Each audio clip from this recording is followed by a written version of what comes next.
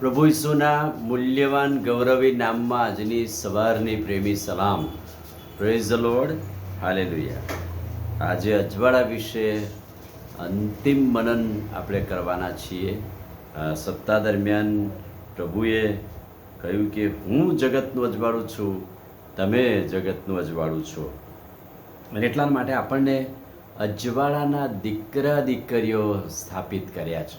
આપણને અજવાળાના દીકરા દીકરીઓ બનાવ્યા. કેમ કે એ અજવાળુની પ્રકાશમાં આપણે ચાલીએ છીએ તો આપણે એમના દીકરા દીકરીઓ છે. પહેલો થેસ્સાલોનિકી 5મો અધ્યાય અને 5મું વચન, તમે સગળા અજવાળાના દીકરા છો, દીકરા દીકરીઓ છો. હવે તમે અંધકારના નથી, હવે તમે શેતાન કે શેતાની વાનાઓના નથી, પણ તમે હવે અજવાળાના દીકરા દીકરીઓ છો.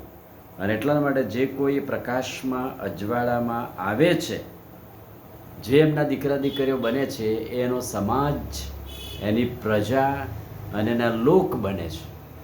પહેલો પિત્તર 2 અધ્યાય 9મું વચન, આપણને અંધકારમાંથી આશ્ચર્યકારક પ્રકાશમાં આવવાનું આમંત્રણ મળ્યું છે. ખાસ પ્રજા તરીકે પ્રભુએ આપણને સ્થાપિત કર્યા છે. અજવાળાના દીકરા દીકરીઓ અંધકારમાંથી પ્રભુએ બોલાયા. આશ્ચર્યકારક પ્રકાશમાં આવવાનું આમંત્રણ પ્રભુએ આપણને આપ્યું ને આપણને તેના અજવાળાના દીકરા દીકરીઓ બનાવ્યા છે. 1 યોહાન 1 અધ્યાય 7મું વચન, અજવાળામાં ચાલવાનું ફરમાન પ્રભુએ આપ્યું. શું ફરમાન આપ્યું છે?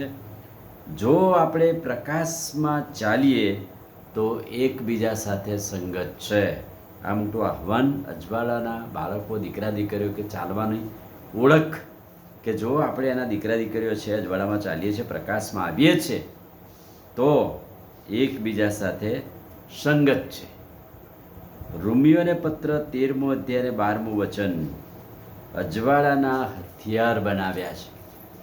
અંધકારના કામ તજીને પ્રકાશના હથિયાર સજી લઈએ. અંધકારના કામો છોડીને પ્રકાશના હથિયાર સજવાના, એટલે કે આત્મિક શણગાર સજવાનો છે.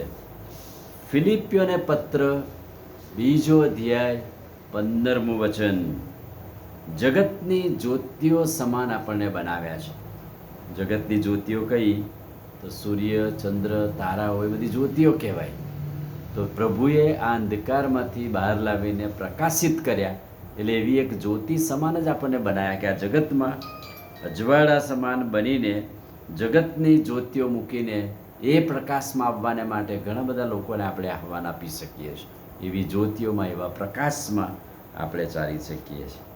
દાનિયેલનું પુસ્તક 12મો અધ્યાય 3મું વચન, અંતરિક્ષના તારાઓની જેમ તમે પ્રકાશ છો.